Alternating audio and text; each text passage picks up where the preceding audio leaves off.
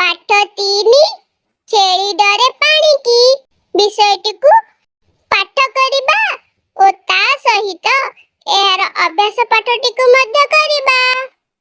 ତେବେ ଚାଲ ଆମ ଚାଟଶାଳୀ।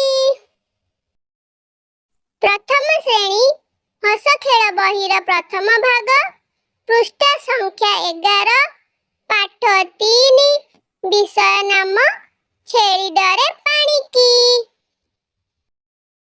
ଛେଳି ଡରେ ପାଣିକି। ସାଙ୍ଗମାନେ, ବିଷୟଟିକୁ ପଢିବା ଆଗରୁ এই ଛବିଟିରେ କାହାର କାହାର ଛବି ଅଛି ଆଗେ ଦେଖି ନେବା। କହିଲ ଦେଖି, ତୁମେ ମାନେ କଣ କଣ ଦେଖି ପାରୁଛ এই ଛବିଟିରେ? ହଁ, ଗୋଟେ ବଣ ଭିତରେ ପାହାଡ଼, ଝରଣାଟିଏ ଝରଝର କରି ବୋହି ଆସୁଥାଏ। ଝରଣାଟି କେମିତି ବୋହି ଆସୁଥାଏ? କୁଳୁ କୁଳୁ ନାଦ କରି ଝରଝର କରି ବୋହି ଆସୁଥାଏ।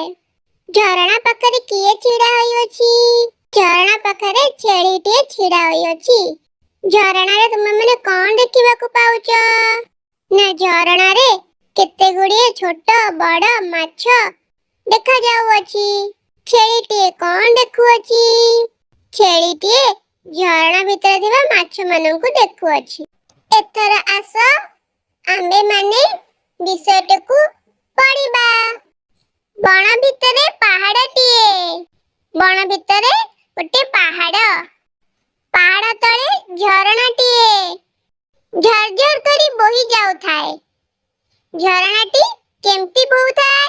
ନା ଝରଝର କରି ବୋହି ଯାଉଥାଏ। ଝଲମଲ ପାଣି। ଝରଣାର ପାଣି କେମିତି?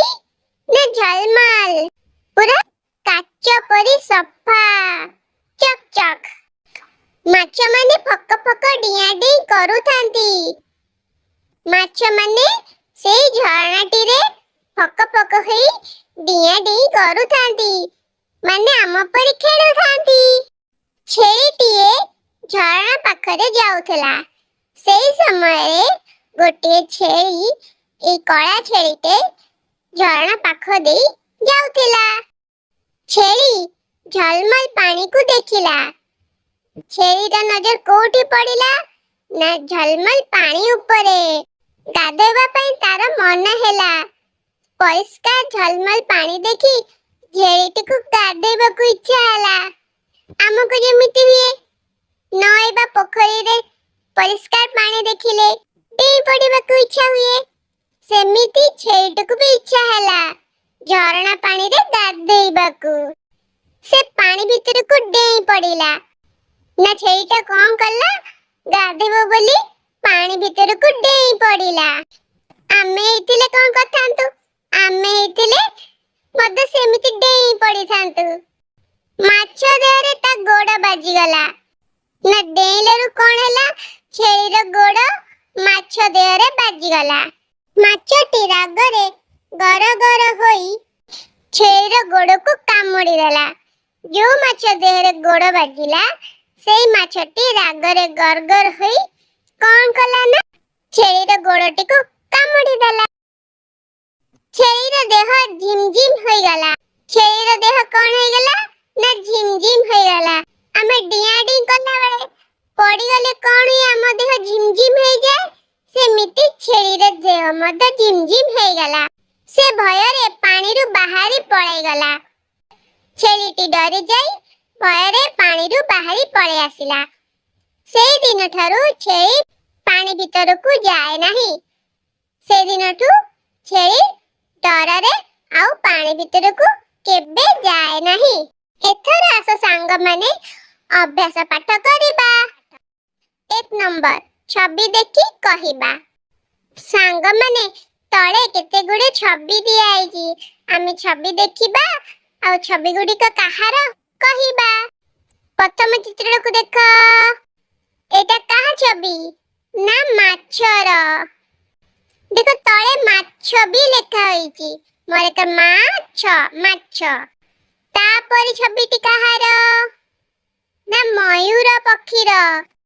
ତଳେ ଲେଖା ହେଇଛି ମ ୟରେ ଦିଘଉ ର, ମୟୂର ମୟୂର। ତାପର ଛବିଟା କାହାର? ନା ଝରକା।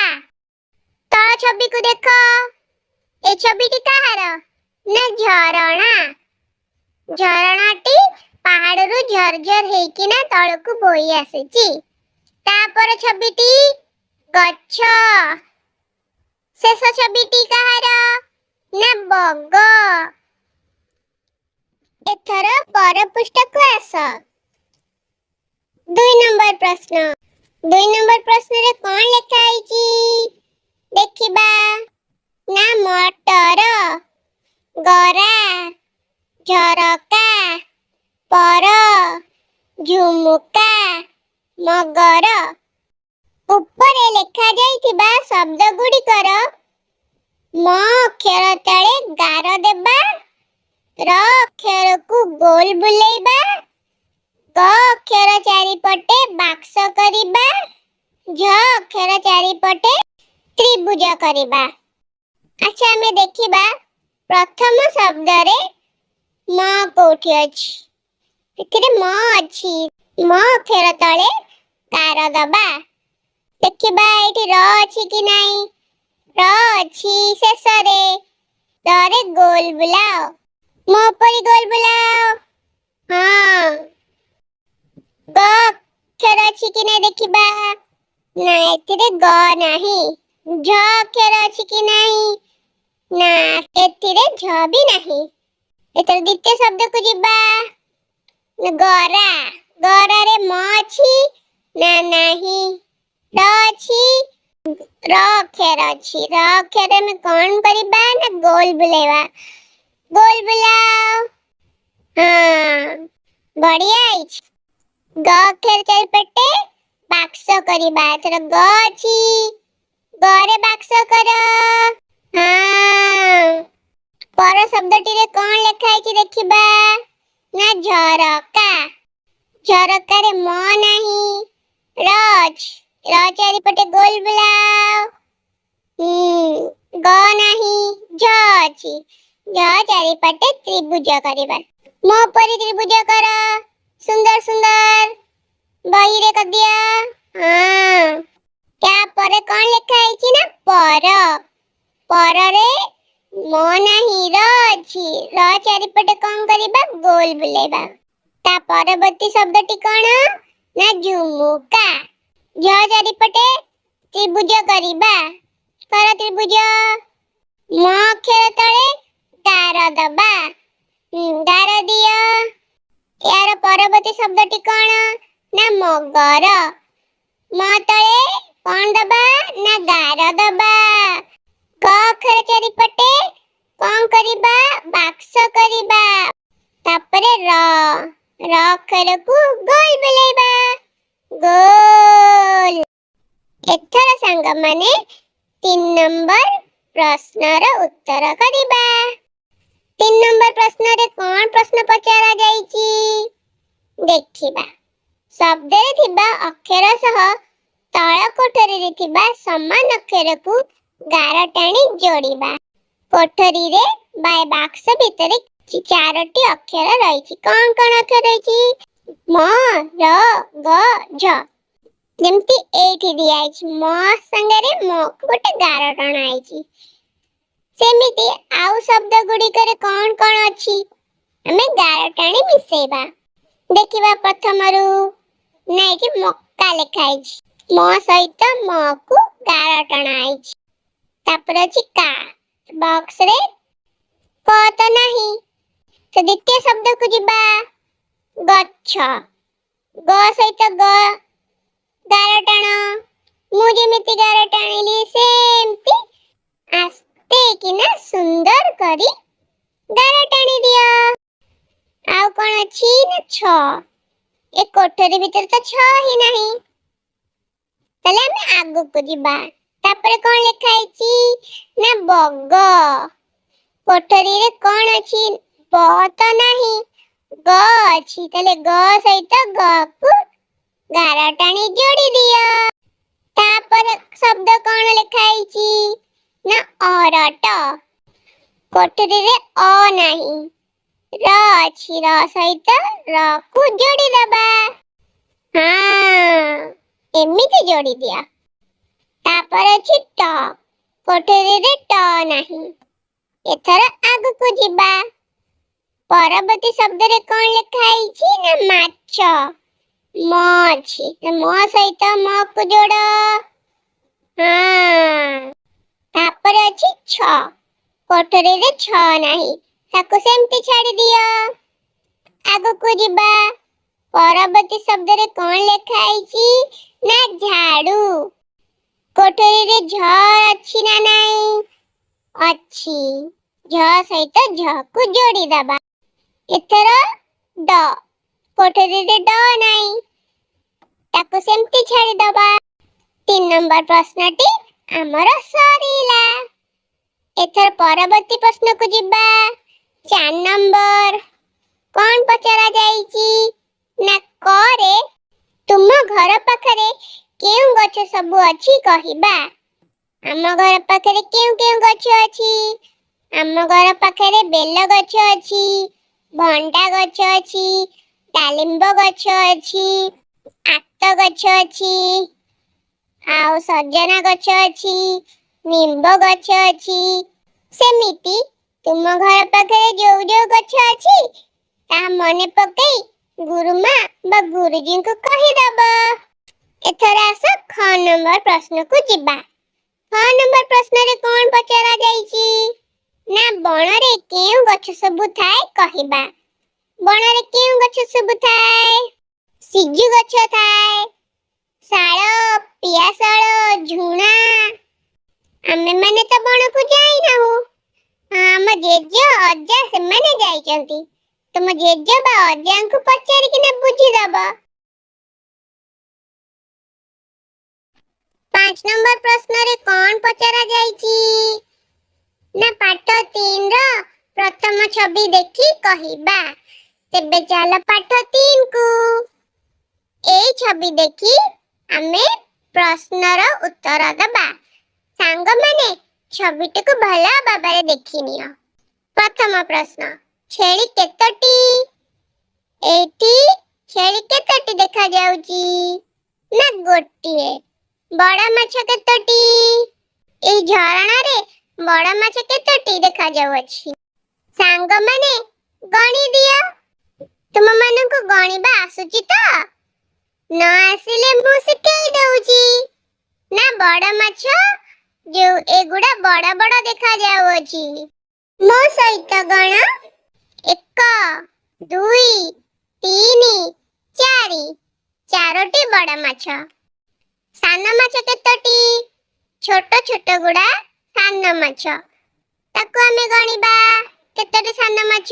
1 2 3 4 5, ପାଞ୍ଚଟି ସାନ ମାଛ। ତାପରେ ପ୍ରଶ୍ନରେ କଣ ପଚରା ଯାଇଛି ନା ପାଣିରେ ମୋଟ ମାଛ କେତୋଟି ଅଛନ୍ତି? ମୋଟ ମାନେ ସବୁ ମାଛ ମିଶି କେତୋଟି ମାଛ ଅଛି? ଆସ ଗଣିଦବା। 1ଟି, 2ଟି, 3ଟି, 4ଟି, 5ଟି, 6ଟି, 7ଟି, 8ଟି, 9ଟି। ନା ପାଣିରେ ମୋଟ ମାଛ 9ଟି ଅଛନ୍ତି। ଏଥର ତଳକୁ ଆସ 6 ନମ୍ବର ପ୍ରଶ୍ନକୁ। 6 ନମ୍ବର ପ୍ରଶ୍ନରେ କଣ ପଚରା ଯାଇଛି ନା ଆସ ଛବି କରିବା। 2ଟି ବଡ଼ ମାଛର ଛବି। ମୋ ପରି ତୁମମାନେ କର। ବଡ଼ ମାଛର ଛବି ଏମିତି କରିକିନା ମୁହଁ କରିଦବ। ତାର ପେଟ, ପିଠି, ଲାଞ୍ଜ, ଆଖି କରିବ। ଛୋଟ ଛୋଟ କାତି ବି କରିଦବ। ସେମିତି 3ଟି ସାନ ମାଛର ଛବି। ବଡ଼ ମାଛ ପରି 3ଟି ସାନ ମାଛର ଛବି କରିଦିଅ। ହଁ। ଏଥର ତଳକୁ ଆସ 7 ନମ୍ବର ପ୍ରଶ୍ନକୁ।